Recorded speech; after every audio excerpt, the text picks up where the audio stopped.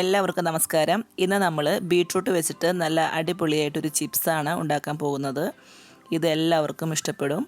ഇത് അല്പം സ്വീറ്റാണ്, അതേപോലെ തന്നെ സ്പൈസിയുമാണ്. നമുക്കത് എങ്ങനെയാണ് ഉണ്ടാക്കണമെന്ന് നോക്കാം. ഞാനിതിനായിട്ട് ഒരു ബീട്രൂട്ട് ഇതേപോലെ നീളത്തിൽ കനം കുറച്ച് അരിഞ്ഞെടുത്തിട്ടുണ്ട്.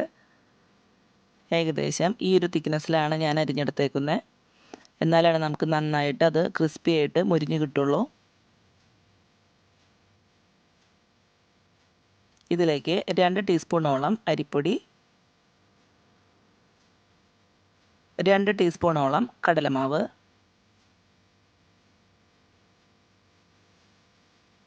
ഇനി 2 ടീസ്പൂണോളം കോൺഫ്ലോർ.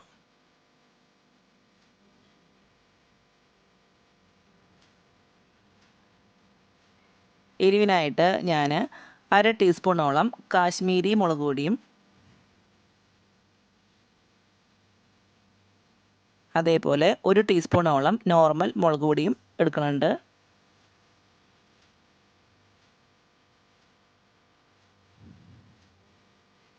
ഇനി നമുക്ക് ഇതിലേക്ക് ആവശ്യത്തിനായിട്ടുള്ള ഉപ്പ് ചേർത്തി കൊടുക്കാം.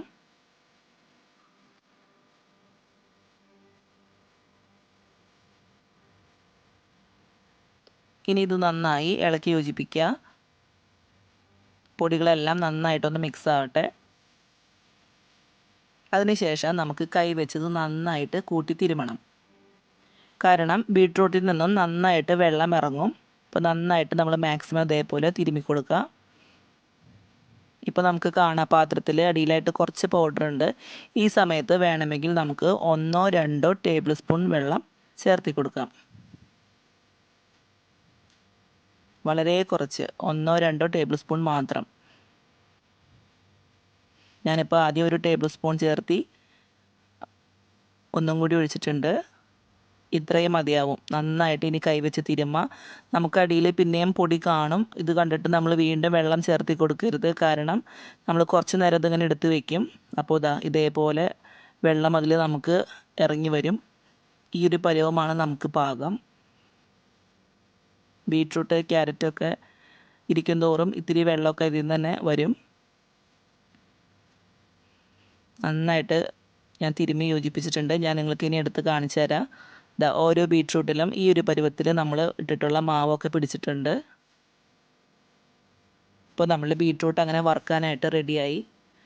ഞാനൊരു ചീനച്ചട്ടി അടുപ്പിൽ വെച്ച് ചൂടാക്കി അതിലേക്ക് വറുക്കാനായിട്ട് ഓയിൽ ഒഴിച്ച് കൊടുത്തിട്ടുണ്ട്. ആദ്യം തന്നെ ഞാൻ അതിൽ കുറച്ച് കറി ലീഫ് വറുത്ത് കോരി മാറ്റി വയ്ക്കുകയാണ്.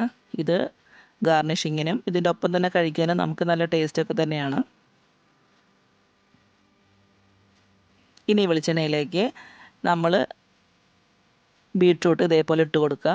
ഇടുമ്പോൾ ഇത്തിരി കട്ട പിടിച്ചാലും കുഴപ്പമൊന്നുമില്ല. അത് എണ്ണയിലിട്ടിട്ട് ഇളക്കുമ്പോൾ തന്നെ ഇതേപോലെ വിട്ട് വന്നോളും. ഓരോന്നായിട്ട് ഇട്ട് കൊടുക്കേണ്ട ആവശ്യമൊന്നുമില്ല. കേട്ടോ, നല്ല കളർഫുള്ളാണ് കാണാൻ, അതേപോലെ തന്നെ നല്ല ടേസ്റ്റാണ് കേട്ടോ.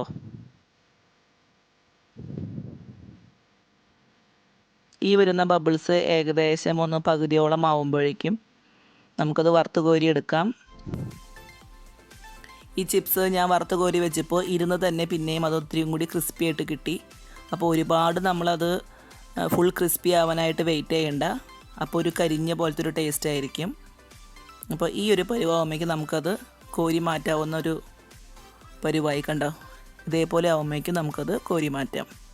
അതിൻ്റെ കളറൊന്നും ഒട്ടും പോവാണ്ട് ഇതേപോലെ നമ്മൾ വറുത്ത് കോരിയെടുക്കണം. കാണാനും നല്ല ടേസ്റ്റുള്ള പോലെ തന്നെ ഇത് കഴിക്കാനും വളരെ ടേസ്റ്റിയാണ്.